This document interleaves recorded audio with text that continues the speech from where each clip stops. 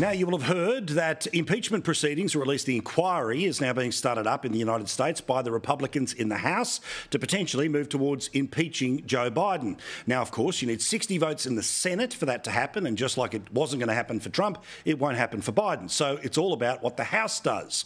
So now that the word impeachment is being used, I have to ask our dear friend, Dave Rubin from the Rubin Report, a fellow free-thinking Gen Xer, are the walls closing in on Biden?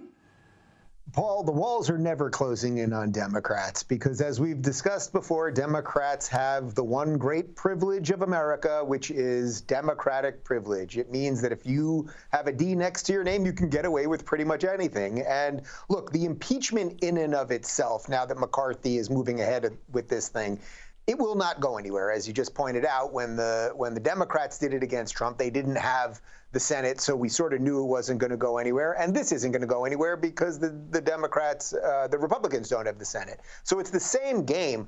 I would tell the Republicans and McCarthy, you sort of got to be careful what you ask for here, because I saw a poll this morning. 73% of Americans, that includes Democrats, are now saying that Biden is too old or cognitively impaired to run for re-election. So he's losing support drastically, on top of Biden economics that are failing and the border that everyone's now realizing is a problem, and the litany of other things that we could go through. Why would you do something that's going to gin up the base? Why would the Republicans go out of their way to make this guy look like the sacrificial lamb and get more people to support him? I do not know the answer to that. Do you think that now that it moves to this next level, that it forces the media to have to cover the revelations of the inquiry?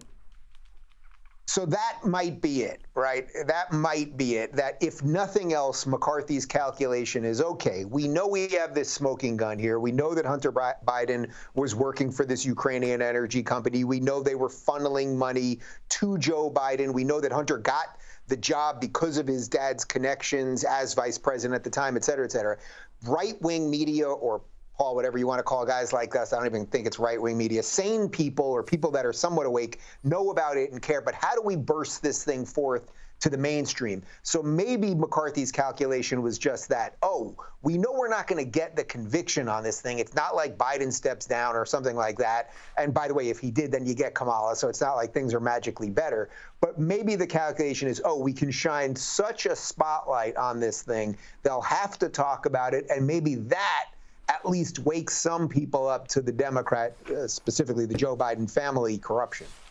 The polls now can see that he is not up to the job. Now, this is part of a wider issue that's happening in Washington, where, frankly, there are too many people in Washington, from the president to the head of the Republicans in the Senate to the senator from California, where, frankly, Washington has become more of an old folks' home than a place that actually governs. Why do you think too many people hold on for too long and the people around them keep propping up people who clearly aren't up to it anymore? I mean, I think the first answer is that the baby boomer generation that these guys are part of is holding on too long. I have a healthy respect for people that are, older than me and my parents' age, and I had grandparents and great-grandparents into their 90s. But that does not mean you should be operating at the highest levels of government. The idea that Nancy Pelosi, who, if I'm not mistaken, is 83 years old, is running for re-election, go be a grandmother. What is Joe Biden at 81 thinking about running again? Sometimes you can put down the reins and hand it to the next generation. That's one of the great things that you can do as you age. You can build something and then in a wonderfully decent way hand it off to the young people behind you. And I think they've held on for too long. They don't know how to let go. And the system itself, the swamp, it likes the fact that it has a bunch of people who don't really know what's going on, because that's just more money for the machine.